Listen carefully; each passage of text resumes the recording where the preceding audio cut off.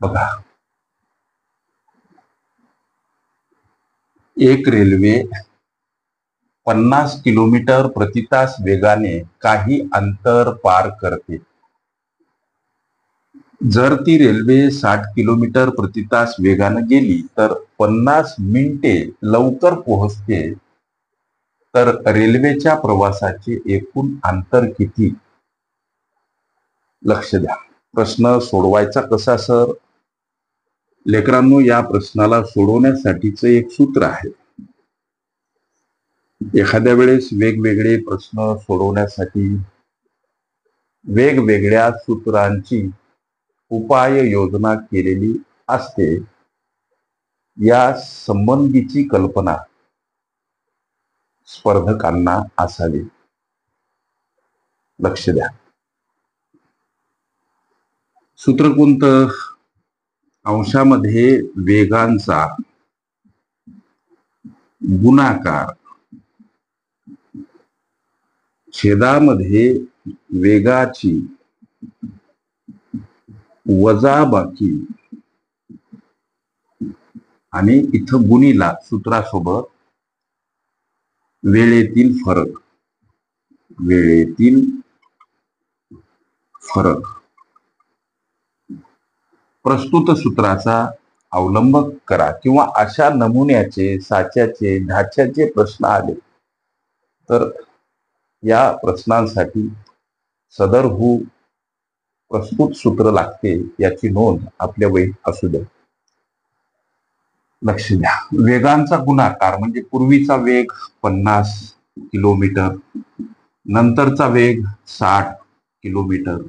हा वेगांचा गुणाकार छेदस्थानी वेगांची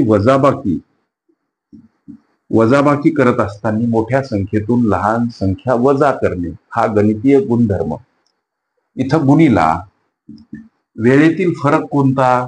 तर 50 मिनिटं रेल्वे लवकर पोहोचते जर का तिचा वेग 60 किलोमीटर प्रति तास असते तेव्हा. ओके. हा वेळेतील फरक 50 मिनिटे दर्शवत असताना छेदस्थानी 60 का मांडावे लागतात सर? तर हे 50 मिनिटं अंशस्थानी मांडलेले एका तासातील आहेत म्हणून तासातील एकूण मिनिटं 60 छेदस्थानी. ओके, ही बाब लक्षात ठेवा. आता 50 गुणीला 60 अंशातील पद अशीच, ही वजाबाकी छेदस्थानी 10. इथं गुणीला 50 गुणीला हे 60. लक्ष द्या. इथं या शून्यासाठी हे शून्य गायब आणि या शून्यासाठी हे शून्य गायब. या 6 साठी हे 6 गायब. उरलं काय? 50 आणि 5. लक्ष द्या. म्हणजे 50 आणि 5 यांचा काय हो? गुणाकार. हा गुणाकार 250 किलोमीटर हे काय आहे? रेल्वेनं कापलेलं अंतर किंवा रेल्वे कापत असलेले अंतर. प्रश्न आहे, रेल्वेच्या प्रवासाचे एकूण अंतर किती सर? 250 किलोमीटर हे या प्रश्नाचं उत्तर पर्याय क्रमांक सी मध्ये दर्शवलेलं आहे. ओके. रेल्वे प्रश्न, अंतर, वेळ, वेग ह्या माझ्या प्लेलिस्ट अवश्य बघा. त्यामध्ये विविध स्पर्धकांनी विविध अंगांनी विचारल्या संभाव्य अशा असंख्य प्रश्नांचा सराव तुम्हास करता येईल. ओके.